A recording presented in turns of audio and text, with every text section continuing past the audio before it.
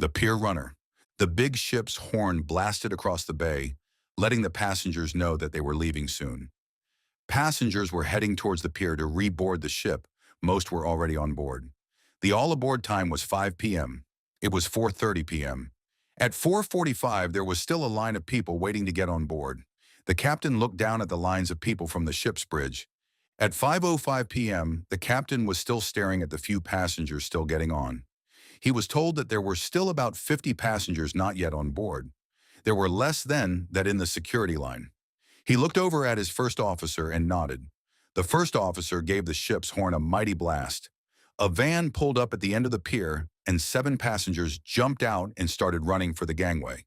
There were a few more also running down the pier. The captain impatiently looked at his watch. 5:25 p.m.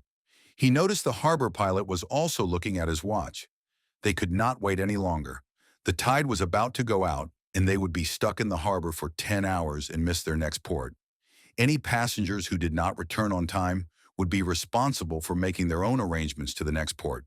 They had made announcements that morning about returning on time or be left behind due to the tides.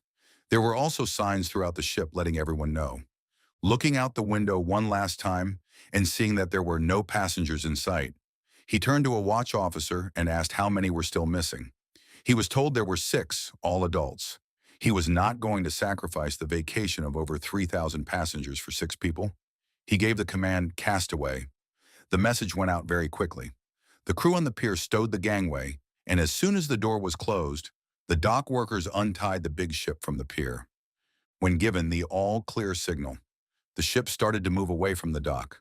When they were about 100 yards from the pier, he looked again at the pier. 4 individuals appeared at the end of the pier and were running towards the moving ship. Too late, it would cost thousands of dollars to go back to the dock and lots of paperwork with the local authorities, definitely delaying them and missing the tide.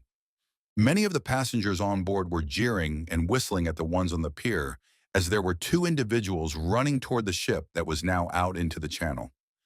Suddenly, there was a spontaneous chorus of "So long, farewell" coming from many of the passengers on the upper decks and balconies. This had somehow become a tradition when leaving passengers behind. The captain chuckled to himself and gave the 2 on the pier a wave goodbye as the ship moved on. He felt no remorse.